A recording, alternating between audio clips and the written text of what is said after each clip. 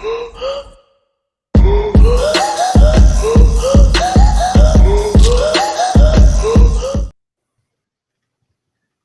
boxing fans around the world. Thank you for joining us once again on Knuckle Up, featuring Mike Wart 4 and Cedric Ben is in the den as well. We got Ben Whittaker lined up, right? Gonna profile his boy. Yes, we are. Good. We're gonna profile Ben Whittaker today. Team GB Long time member. coming. That's right. Yes, long time coming.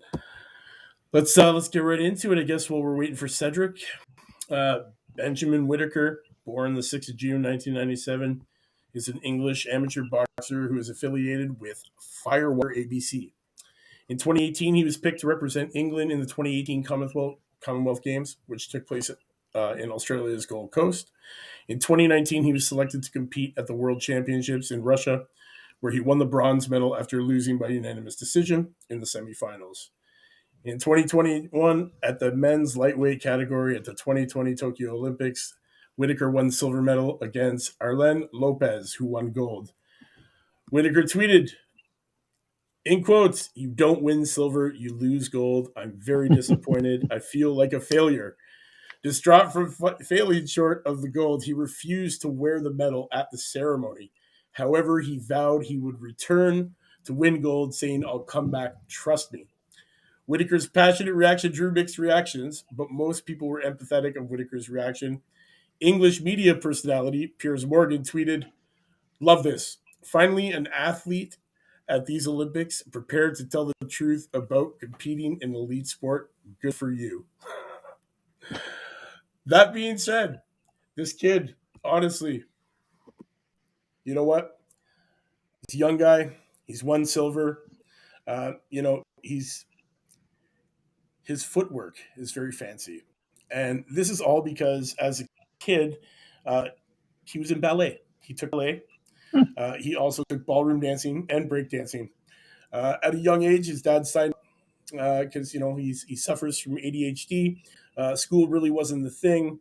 They put him into boxing to kind of get rid of some of that energy, all that built up energy that he's got, and to learn some discipline. That being said, he also is literally a role model and spokesperson for these young kids that suffer the same thing, to show that, if school's not working out, you can still accomplish something, and you can still be great at stuff. Like at anything, really, if you're not that great at school. I like this kid, man. His dad boxed, Tony Wilson. He's trained, his amateur trainer, Joby Clayton, is also his godfather. This kid, he struggled with school because of the ADHD. And, once he got into this boxing to kind of, hone that energy and everything, and it really bit him, he really, really took off. And, look what he's done so far. He's used his ballet, his fancy footwork and dancing to really develop a style, but a style that's not suited really for the amateurs. His style is more suited for a pro game. In the Olympics, he infuriated and frustrated every single one of his opponents with his flamboyant, energetic, cocky, arrogant style, which is great. He knows how to play those head games. He knows how to get in those guys' heads, but it's a style more geared towards the professionals.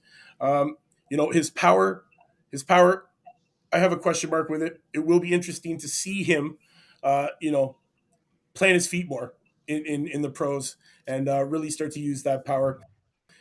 In the Olympics, he was very elusive, very defensive, and he wasn't really trading too many punches. He wasn't really throwing big hands, and that's one of the things that a lot of people are talking about, is his power when it comes to what he's going to do in the pros, and if his power is, if he has it, or he's still developing it. It's only time will tell. When he came back from winning this silver medal, man, he had a wish to wear the regalia of office of mayor of his hometown. Right. Yes, right. And he ends up getting the opportunity to wear the regalia of mayor of his hometown, and they actually organized official engagements for him to see over when he was in office, which was great. Honestly, the kid, he's very humble. Very down to earth, out of the ring, in the ring, arrogant, flamboyant, love it, showboater, real character. This kid right now has literally the pick of who he wants to sign with. He's got everybody after him right now. Mayweather, Hearn, AJ, they're all talking to him, about signing. Rumors link him though to Matchroom and management company 258, founded by AJ. So it's only time will tell. He had to have surgery when he came back from Tokyo, rotator cuff surgery, and he's planning to fight sometime in March. And he wants us to, see his ability when he has two arms and not just one. He did very, very well at the Olympics, surprised a lot of people. And, I believe that this kid is going to be doing big things, man, in the future once he signs pro, especially, with rumors being Eddie Hearn, AJ management. He's got a lot on his plate. He met Floyd Mayweather back in 2017, and Floyd Mayweather told him, "Stop waiting around for the Olympics. Medals collect dust. You should turn pro now." He didn't do it. He didn't do it, and he took that road right to the Olympics, and ended up coming out with the silver medal. It's unfortunate he didn't win gold, but he did put on a good show. He was outboxed by his opponent. Can't win them all. This kid's gonna do big things, man. Start watching out for him. You heard it here, man. Team GB member Benjamin Whittaker. Before he turns pro, he wants to decide. He wants to decide what weight. Is he gonna go pro at light heavy? Is he gonna come in at super middle? It's all a matter of time. And what his team is going to discuss. It'd be nice to see him come in at the super middle or the light heavy. But as a light heavy, man, with his dancing background, man, he definitely has footwork. He's got the elusiveness. He's got the defense. He just needs to punch more, man, and he needs to show us some power. He's got to be fighting on that back foot a little more. He's got to be pressing. Uh, you know, he's still young though. He's still young, and maybe that old man strength hasn't hit him yet. But that was one of the things that he was being criticized for was his soft touch combinations. After this wonderful defense that he displayed. Cedric, you care to add your 2 cents about our man here, Benjamin Whittaker? Yes, yes, great boxer. He won a gold medal at the light heavyweight division at the 2021 or 2020 No, Olympics. silver, silver, Oh, sorry, silver sorry. medals. Yes, yes, yes, yes. Silver, because I was watching the semifinal match right before we came on. And the guy, the reason why that's fresh in my memory, because the guy that he fought in the semifinal from Russia was a tough competitor, and who I believe when we were discussing the knockout of the week, he was, I believe, one of the runner ups for the knockout of the week from what he did to his opponent, as his previous opponent in the round before. And then so I thought it was very interesting when he fought Ben Whittaker, who again, and if you were just questioning his power, right? If he has enough power to keep guys off him at the pro level. Well, that was his first test right there, because like I said, that strong Russian I believe he stopped both of the guys, his previous opponents, and Ben Whittaker showed a long, educated jab, not just flicking it out there, but throwing it out there at the right time at full extension and keeping that opponent there. And the gold medal match was very interesting because he fought a very experienced Cuban. Like that whole Cuban national team, like I said, they're basically like professional amateurs with as much experience as they had. And so he won. Whittaker lost in that gold medal, but like you can just see the slightly more experienced level Lopez, I believe his name was, from Cuba, who moved up in weight class to show you how good these guys are. Like I'm pretty sure the whole Cuban team, they all moved up in weight classes from the last Olympics and still all won gold medals. So anyways, Whittaker, I'm very excited to see his pro career, because as I say all the time, when you're going from amateur to pro, for offense, you need an educated jab and just in general defense to make sure, because there's no headgear, the gloves are smaller, and you're fighting grown men and grown women. I got to make sure to see Yes. that too.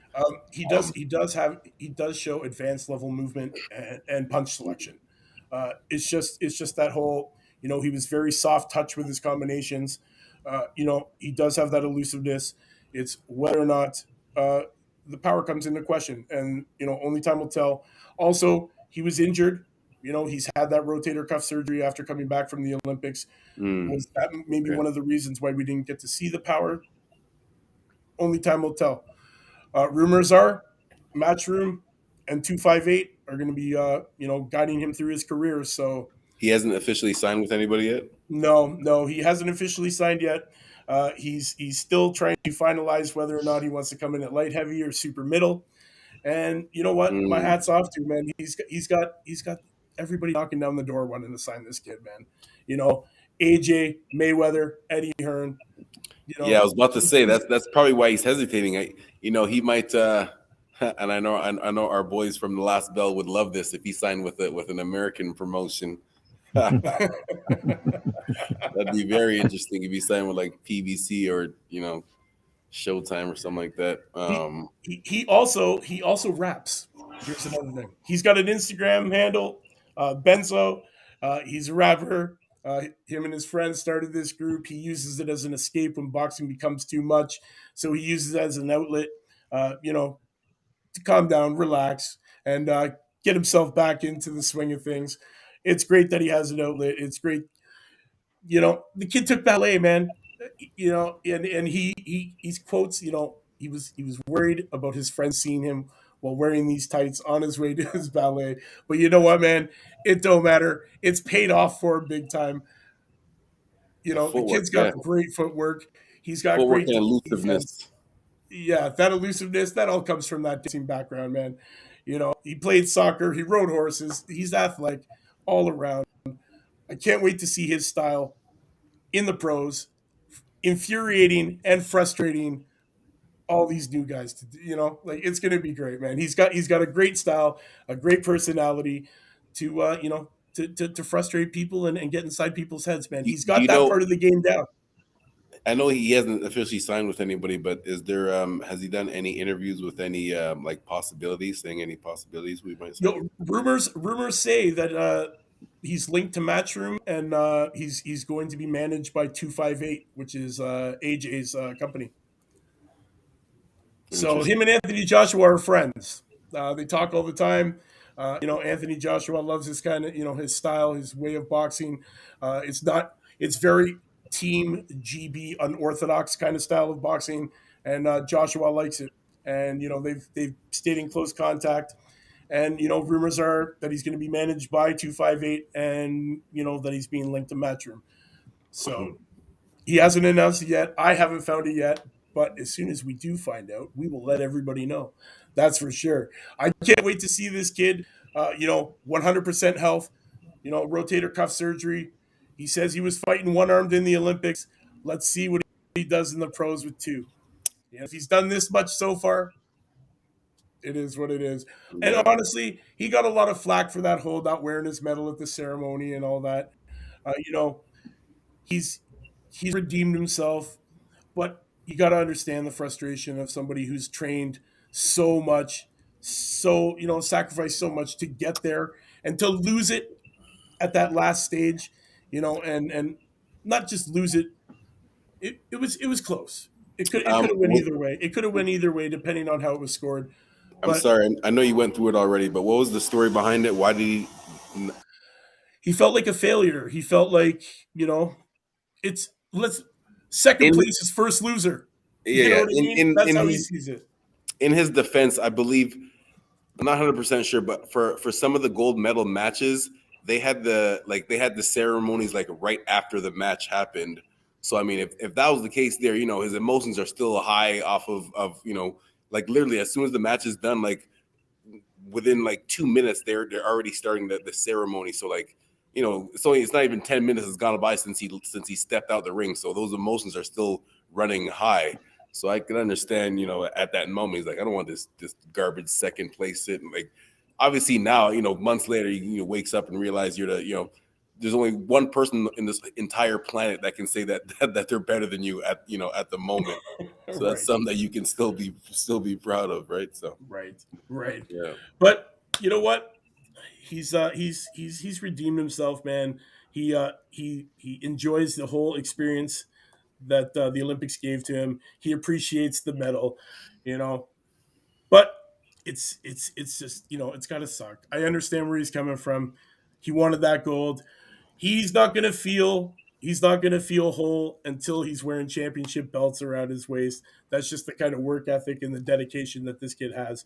So guys, be on the lookout for Benjamin Whittaker. He's signing soon. I'll let you know when it happens. I'll let you know when the first fight is going to happen, his debut. You're not going to want to miss it, man. You're going to want to watch him 100% health, man. Shoulder all fixed. And then we get to see him in the pro, in the paid ranks, man. And we get to watch him frustrate the hell out of somebody else. It's going to be great. But fans, thanks for tuning in. You know what it is, man. Knuckle Up at 4, Mike Gore, and Cedric Dan in the Ben. And thanks, Graham, for sticking around for this wonderful, wonderful profile of this up-and-coming prospect, Benjamin Whittaker. You heard it here. Mike Gore at 4 on Knuckle Up.